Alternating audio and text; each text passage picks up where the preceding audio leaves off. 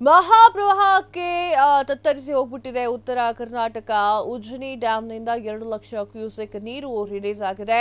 ಅಪಾಯದ ಮಟ್ಟ ಮೀರಿದ ಭೀಮಾ ನದಿ ಭಯಾನಕ ಸನ್ನಿವೇಶವನ್ನ ನೋಡಬಹುದು ನೀವು.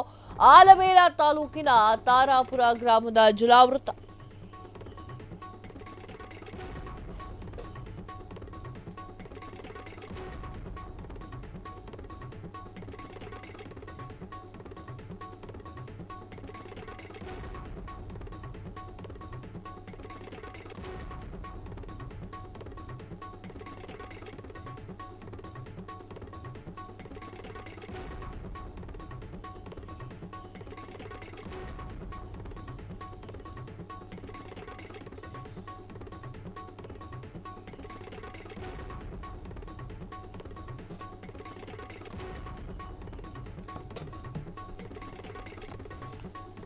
ಮಹಾಪ್ರವಾಹಕ್ಕೆ ತತ್ತರಿಸಿ ಹೋಗ್ಬಿಟ್ಟಿದೆ ಉತ್ತರ ಕರ್ನಾಟಕ. ಉಜ್ಜನಿ ಡ್ಯಾಂನಿಂದ 2 ಲಕ್ಷ ಕ್ಯೂಸೆಕ್ ನೀರು ರಿಲೀಸ್. ಅಪಾಯದ ಮಟ್ಟ ಮೀರಿದಂತಹ ಭೀಮಾ ನದಿ ಭಯಾನಕ ಸನ್ನಿವೇಶ.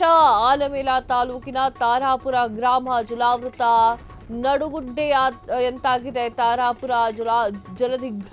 ದಿಗ್ಬಂಧನದಿಂದ 20 ಮನೆ ಕೂಡ್ಕೊಂಡಿದೆ.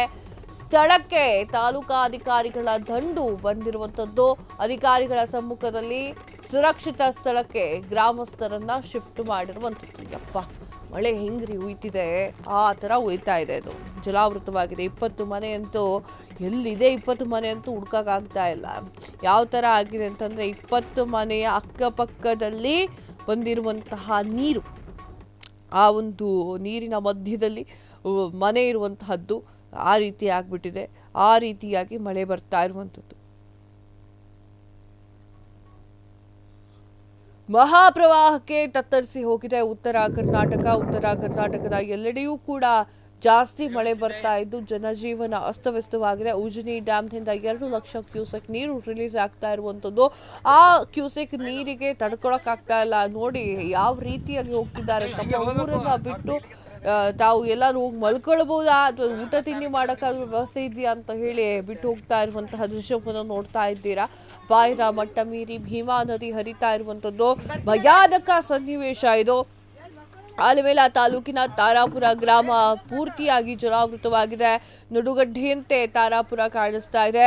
ಯಾವ ರೀತಿಯ ಮಳೆ ಬಂದು ಜನಜೀವನ ಅಸ್ತವ್ಯಸ್ತವಾಗ್ತಿದೆ ಅಂತ ಹೇಳಿ ನಿಮಗೆ ಸ್ಕ್ರೀನ್ ಮೇಲೆ ತೋರಿಸ್ತಾ ಇದ್ದೇವೆ. ಅಧಿಕಾರಿಗಳ ಸಮ್ಮುಖದಲ್ಲಿ ಸುರಕ್ಷಿತ ಸ್ಥಳಗಳಿಗೆ ಗ್ರಾಮಸ್ಥರನ್ನ ಶಿಫ್ಟ್ ಮಾಡಲಾಗ್ತಾ ಇರುವಂತದ್ದು. ಇಬ್ಬರು ಸಾಂಬಳಿಗೆ ಕೊಟ್ಟಿವಿ.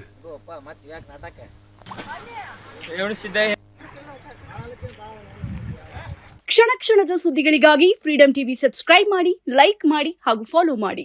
ಹೊಸ ಸುದ್ದಿಗಳ ನೋಟಿಫಿಕೇಶನ್ಗಾಗಿ ಬೆಲ್ ಐಕಾನ್ ಮೇಲೆ ಕ್ಲಿಕ್ ಮಾಡಿ.